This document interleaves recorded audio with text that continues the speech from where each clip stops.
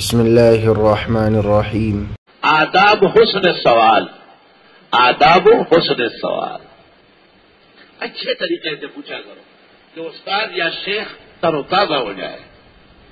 سید سلیمان ندوی جب شاہ انور شاہ سے پوچھتے تھے تو کہتے حضرت شاہ صاحب کا چہرہ کھل جاتا تھا، اور شاہ صاحب نے کہا مجھ سے میری پوری زندگی میں دو آدمیوں نے پورا فائدہ اٹھایا، ایک سلیمان ندوی نے اور دوسرے ڈاکٹر اقبال نے، وہ بھی سمجھدار تھا، بہت لائق۔ بہاولپور کے مقدمے کے لیے جب حضرت اقدس مولانا محمد انور شاہ سے تشریف لا رہے تھے، پہلے لاہور آنا تھا تو ڈاکٹر اقبال نے ایک زمیمہ نکالا، خود لکھا اور صبح سویرے چھپوایا اور بازاروں میں بانٹا، شہر لاہور پر خدا کی رحمتوں کی بارش، یعنی مولانا محمد انور شاہ صاحب کی تشریف آوری۔ شاہ صاحب نے انجمن حمایت الاسلام کے دفتر میں قیام کیا۔ انہوں نے کہا ایک نوجوان خوبصورت سا باہر جوتوں میں لیٹا ہوا ہے، اور شاہ صاحب کے جوتے سر کے نیچے رکھے۔ شاہ صاحب نے مولانا حبیب الرحمان شیروانی کو کہا مولوی صاحب دیکھ کے آؤ اقبال نہ ہو، وہ آیا کہ جی اقبال سو رہا ہے۔ شاہ صاحب خود آئے ان کے پاس، کہا جی چاہتے ہیں کہ میں بھی قریب میں سو جاؤں، دوری چاہ رہی۔ حضرت بڑے علماء ہیں اندر، میں کیا کروں؟ حضرت نے کہا دن کا کھانا ساتھ کھائیں گے آپ کے گھر میں۔ اقبال کہتے ہیں میں نے عید اس دن دیکھی، دن کا کھانا زور کے بعد آپ کے ساتھ کھاؤں گا۔ اور مولانا ادریس صاحب کاندیلوی اور شبیر احمد عثمانی اور کفایت اللہ مفتی کو انور شاہ صاحب نے کہا اس نوجوان کو دیکھو کیسے پوچھے گا۔ وہ تیار تھے قلم کاغذ، جب کھانے کے ساتھ ساتھ جس انداز سے نوالے بنا بنا کے شاہ صاحب کو دیتے تھے اور پھر سوالات شروع کرتے تھے طریقے سے۔ شاہ صاحب نے ان کو کہا دیکھ لے، دیوبند میں کسی نے آج تک ہم سے ایسا نہیں پوچھا۔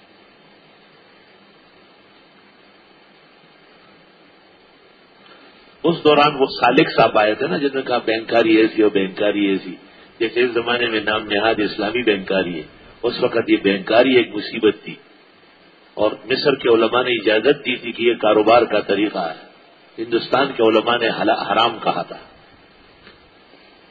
تو اقبال نے شاہ صاحب کو کہا کہ سالک آیا ہے لیکن بےہودہ باتیں کرے گا۔ شاہ صاحب نے کہا آنے دو، تسلی تو کرانی پڑے گی۔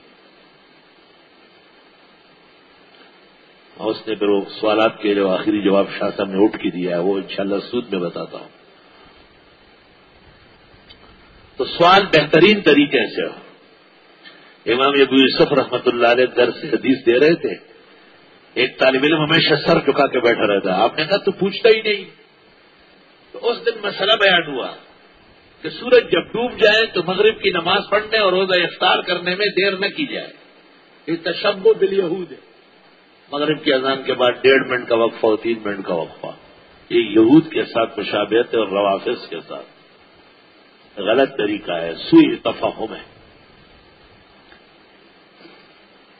تو طالب علم نے سر اٹھا کے کہا سورج ہی نہ ڈوبے، تو شاہ صاحب امام ابو یوسف نے کہا آرام سے بیٹھو، تیرے لیے خاموش رہے ہیں۔ اچھا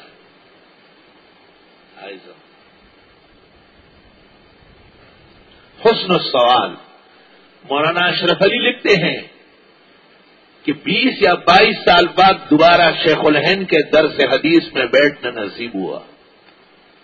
اب کے دور حدیث میں مولانا حسین احمد مدنی تھے، مفتی کفایت اللہ اور مولانا انور شاہ، یہ ایک سال ہے نا، 1314 ہجری۔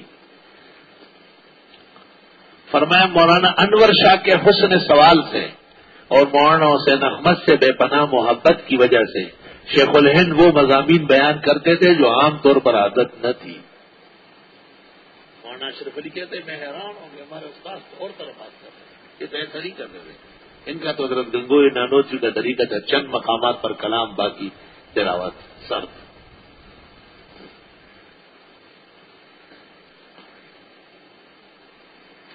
ام تريدون ان تصلوا رسولكم كما سئل موسى من قبل، کیا چاہتے ہو کہ پوچھو اپنے پیغمبر سے جیسے سوال کیے گئے تھے موسیٰ علیہ السلام سے اس سے پہلے، اور وہ نامناسب سوال تھے، نامناسب طریقوں سے نہ پوچھو نا۔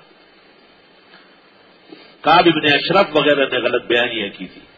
ومن يتبدل الكفر بالایمان، جو تبدیل کر لے کفر کو ایمان سے، یعنی ایمان چھوڑ کے کفر لے، فقد ضل سواء السبیل، پس وہ بٹک گیا سیدھے راستے سے. اصل میں تو ہے السبیل السوا، صفت موصوف ہے، لیکن یہ قاعدہ ہے کہ صفت جب مضاف بن جائے تو الف لام ختم ہو جاتی ہے، کیونکہ مضاف پر الف لام زیادہ خراب بات ہے بجائے صفت پر الف لام ہونا، اور تو وہ مضاف ہے نہ کہ صفت ہے.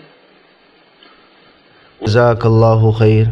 آگے زیادہ سے زیادہ شیئر کریں اور ہمارے چینل کو سبسکرائب کریں.